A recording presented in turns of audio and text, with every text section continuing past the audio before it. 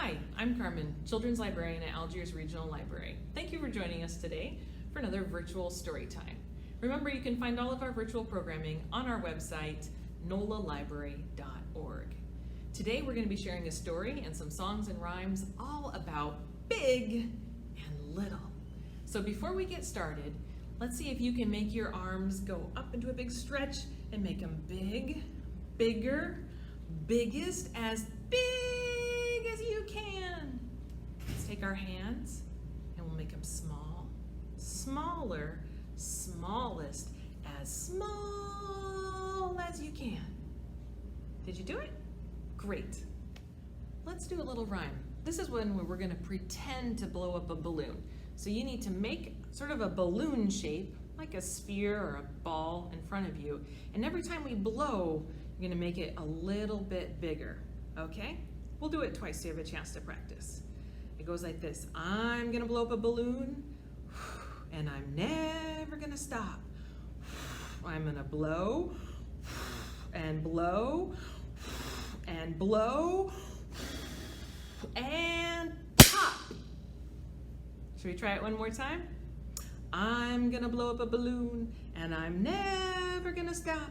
I'm going to blow, and blow, and blow, and pop. We're going to start today with a traditional greeting song that you might already know. First, let's go ahead and stick up our fingers and take a look at them. You might notice that some of our fingers are taller or longer than other fingers. This one's a lot shorter than this one. And they all have kind of different names. Let's see, we've got our thumb, that today we'll call thumbkin. We've got the pointer finger, and we've got our middle finger, and the ring finger. Some people wear rings there. And the little baby pinky. Alrighty, let's see. You ready to do this song? First we have to put our hands behind our backs. Bring out your thumb. You ready? Where is Thumbkin? Where is Thumbkin? Here I am, here I am. How are you this morning? Very well, I thank you. Run away, run away. Where is Pointer? Where is Pointer? Here I am, here I am. How are you this morning? Very well, I thank you. Run away, run away. Where is Tall Man? Where is Tall Man? Here I am, here I am. How are you this morning? Very well, I thank you. Run away, run away. Where is Ring Man? Where is Ring Man? Here I am, here I am. How are you this morning? Very well, I thank you. Run away, run away. Where is Pinky? Where is Pinky? Here I am, here I am. How are you this morning? Very well, I thank you. Run away, run away. All right, give yourselves a big hand. All right. Our story today is a very, very old story from Russia called the Enormous Turnip. This story might be about 800 years old, and there's lots and lots of different variations of this story. But it starts with once upon a time. There was a grandfather, Diedushka, and he went on a fine spring day and planted a garden. And he planted seeds, and he watered his seeds, and he weeded the seeds, and he waited, and he waited, and he waited. And after a time, things began to grow, and grow, and grow. And this turnip was ready to harvest. Oh my goodness, I've never seen such a large turnip, said Grandfather. And he leaned over and grabbed a hold of the stalk. Do you want to pretend to pull up the turnip with me? Pretend to grab a hold. And he pulled, and he pulled with all his might, but that old turnip was stuck in tight. He definitely needs some help. So he called for Grandma. Babushka, Babushka. And along came Babushka, and she held on to Diedushka, and Diedushka held on to the turnip. And the two of them, well, they pulled, and they pulled with all their might, but that old turnip was stuck in tight. We need more help. Well, we could call Babu, or we could call our granddaughter. Yes, Dievushka, Dievushka, coming, here I am. Well, Dievushka grabbed a hold of Babushka, and Babushka held on to Diedushka, and Diedushka held on to the turnip. And now there are 3 people trying to pull that turnip up. Do you think that it's going to come out this time? Let's see. Hold on. Well, they pulled, and they pulled with all their might, but that old turnip was stuck in tight. We need more help. Sabaka! Roof, roof, roof. Along came Sabaka, and Sabaka held on to Dievushka, and Dievushka held on to Babushka, and Babushka held on to Diedushka. And together, 1, 2, 3, 4, all 4 of them, they grabbed a hold and they pulled with all their might, but that old turnip was stuck in tight. We need more help. We need more help. So they called for meow, meow. That's right, Koshka. Koshka the cat came along, and she held on to Sabaka, and Sabaka held on to Dievushka, and Dievushka held on to Babushka, and Babushka held on to Diedushka, and Diedushka, well, he held on to that turnip. And together, 1, 2, 3, 4, 5 working together to pull out that turnip. Well, they pulled, and they pulled with all their might, but that old turnip was stuck in tight. Oh, I don't know if we'll ever get this turnip out. Just then, along came, squeak, squeak, squeak, Muish. Muish, come help us over here. We could use some help.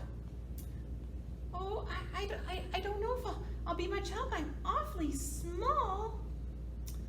Well, Muish held on to Koshka, and Koshka held on to Sabaka, and Sabaka held on to Dievushka, and Dievushka held on to Babushka, and Babushka held on to Diedushka. And together, 1, 2, 3, 4, 5, 6, all 6 of them, well, they held on, and they pulled with all their might, and that old turnip came out all right. And it was the biggest turnip that anyone had ever seen. And it just goes to show you that even the smallest can be a big help. The end. If you're looking for a way to extend this story at home, one way to do that is to draw a picture of the story and practice telling it to each other. It doesn't have to have a turnip. You could choose your favorite vegetable, and it could be a mix of animals and people, maybe even favorite zoo animals if you wish. But when we retell a story, it gives children a chance to practice those narrative skills, the ability to tell a story with a beginning, middle, and an end, which is a good skill to have for reading later. Also, when we let children draw and color, we're letting them practice using pencils and crayons, and that's helping them getting ready for writing later. So, I have a couple of drawings here from some young friends. This is from Conrad, who did an enormous blue turnip, and there's a person being helped by a dog and a cat trying to pull it out. I wonder what will happen. And this one is by Jeanette, who decided to make a turnip with a dog being helped by a cat and a mouse. And they're still pulling. I wonder if they'll get that turnip pulled out. If you enjoyed hearing the story of the enormous turnip and you'd like to hear it again and again and again, the library has lots of variants that are available for checkout. You just place a hold and pick it up at your local library. One of those is Yummy by Lucy Cousins, the illustrator famous for the Maisie books. This collection has 8 favorite fairy tales in it, including The Turnip. One of my favorites is Grandma Lena's Big Old Turnip. This one's set in the United States, and this time it's a grandma who does the planting of the garden. But as you can see, her turnip becomes enormous, so enormous that it takes all the aunts and uncles to come help pull out that turnip, and even the help of little baby Pearl that we have. And last but not least, The Giant Carrot by Jan Peck.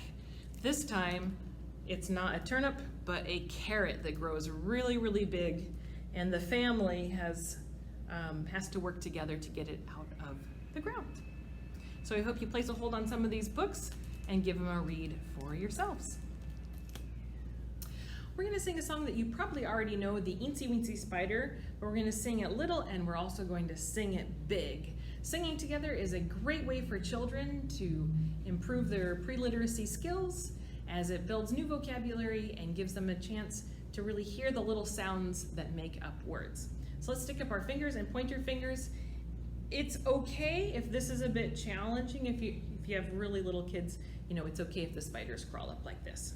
But we're gonna try thumb to point your finger, thumb to point your finger, and up he goes. The eensy weensy spider went up the water spout. Down came the rain and washed the spider out. Out came the sun and dried up all the rain. And the eensy weensy spider went up the spout again. All right, this time we're gonna do the great big spider. So you can decide, what would a great big spider look like? Maybe he walks up like this, or like this. The great big spider went up the water spout. Down came the rain and washed the spider out.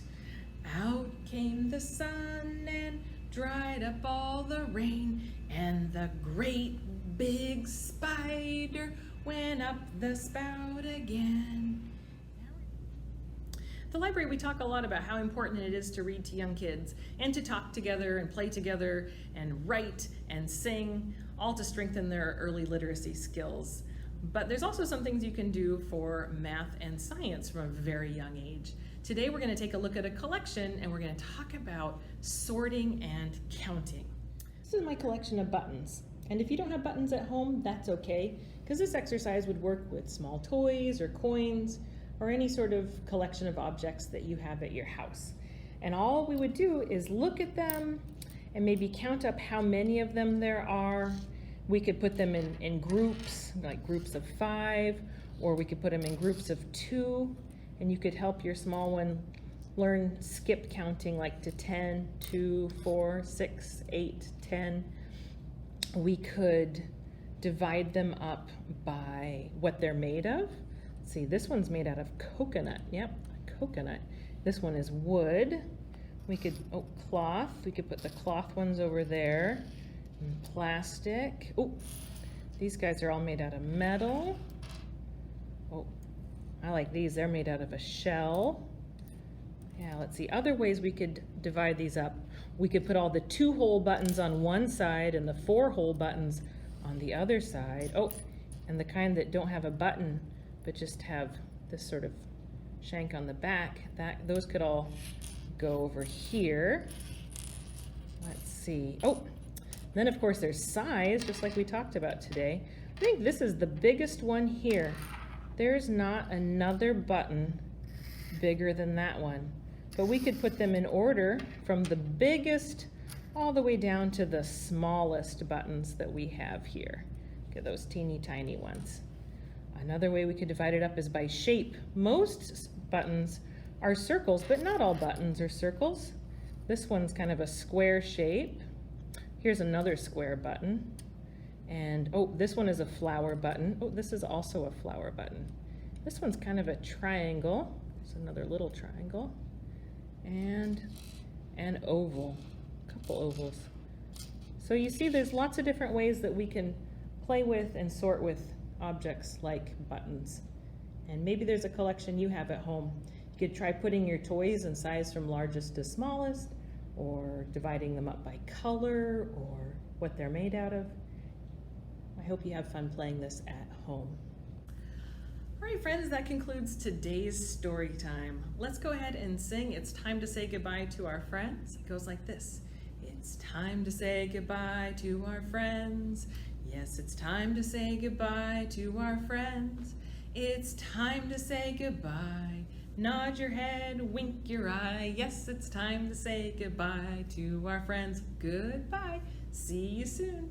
Thank you so much for joining us for our virtual story time today. I'm glad you were here. Come back and see us soon at nolalibrary.org.